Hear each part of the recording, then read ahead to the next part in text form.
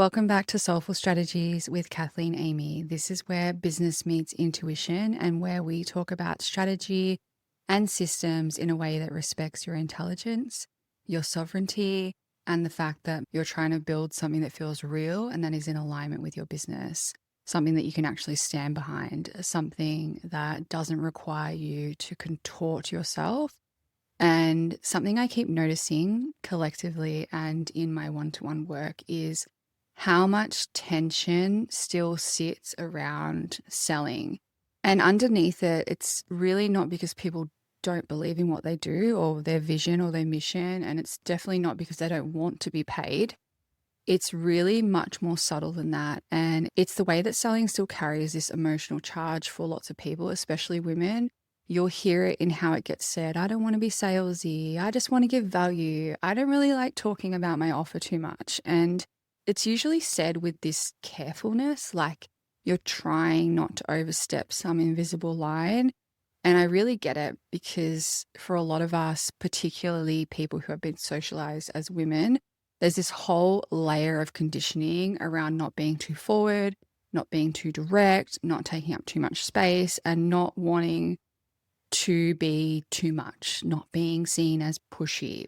It's not always conscious, but it can be there. And then you start a business and suddenly you're in a world where you're expected to talk about your work, talk about yourself, talk about your business, talk about your vision and your mission, invite people in, be visible, be clear, be confident, sell.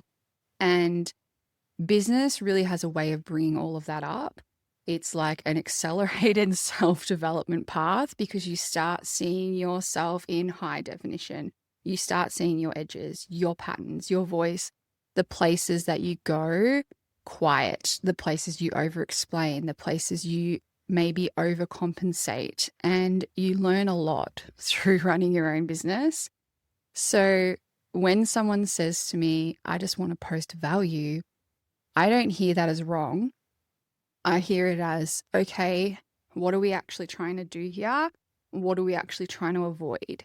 Because if you're showing up online as a business, you're already positioning yourself, even if you're not naming it that way. If you're educating, it's because you want to build trust. If you're sharing a behind the scenes moment, it's because you want someone to feel closer to you, connected to you. If you're reflecting, it's because you want someone to resonate with how you see things. And if you're nurturing, creating nurturing content, it's because you want someone to feel safe in your world. And that's not a bad thing. That's literally the point. And where it starts to feel icky, in my experience, isn't the fact that you're selling by doing these things.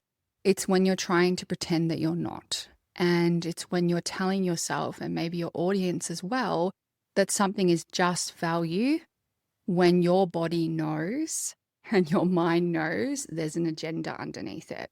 Not a sinister agenda, just an intention. You want to be chosen. You want to be trusted. You want your work to be received. You want to be paid for what you do. And that is not a bad thing.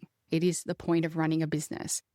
But if you can't admit that to yourself, you end up in this split. You write one thing, but your body is holding another, and people can feel that. You can feel that. It comes out as tension, second guessing or over explaining, and that feeling of why does me posting this feel a bit off energetically, even when the words are technically fine. And when I talk about this, it's not to shame people. It's not because you're manipulating your audience. It's because you're trying to manipulate yourself into believing you're not selling when you actually are. And the moment you stop doing that, it just becomes more steady because you can just own it. This post is building trust. This post is building resonance. This post is nurturing. This post is inviting, and I'm selling because I'm running a business. And it's not in like a label everything, but it's just really clean, really honest way. And honesty makes you feel calmer. It makes you feel more congruent. It makes your marketing feel less performative because you're not trying to hide what you're doing, even if it's just to yourself. You're not trying to dress it up as something else. And That is why I keep coming back to rhythm, because rhythm makes selling less charged when you understand that your authority content, your connection content, your nurture content, all of this content in your ecosystem is part of how people come to trust you. Then the invitation doesn't feel like this abrupt pivot. It's not like, surprise, here's my offer.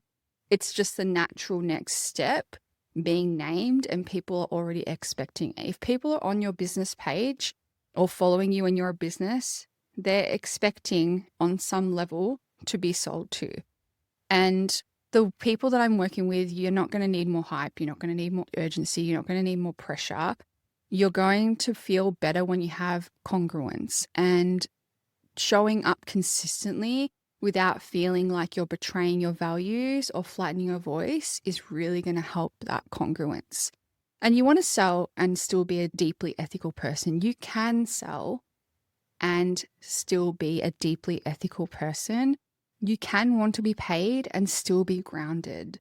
You can be strategic without being sleazy. So if selling has felt sticky and a bit icky, I'd be more interested in whether you're feeling congruent than whether you're posting the right amount of sales content. A lot of the time, what people call salesiness, or I'm being too salesy, is just actually misalignment. It's pushing past your own truth or hiding your own truth, and your body and your energy is registering that as off, and you're worried that other people might register that as off. And so if you want structure that supports this in a steady way, that's really what the Soulful Social Rhythm is for. It gives you that baseline where selling is really integrated. It's not icky. It's not like flashy. And where your content has that pulse and that rhythm that you can return to, even when you're tired, even when life is full, even when you're not in launch energy. I'll put the details in the show notes if you want to explore it below. And if you don't, still take the permission. You're allowed to want to sell. You're allowed to want to be paid. You're allowed to be intentional about how you're positioning your business and your work without turning yourself into somebody you're not. Thank you for listening in. If this episode has supported you, I'd love it if you rate the show, share it with a friend, leave a comment, or send it to someone who's been tying themselves in knots around selling. We all do it. I've been there too. And it really just helps more of the right people find soulful strategies, and it genuinely means a lot.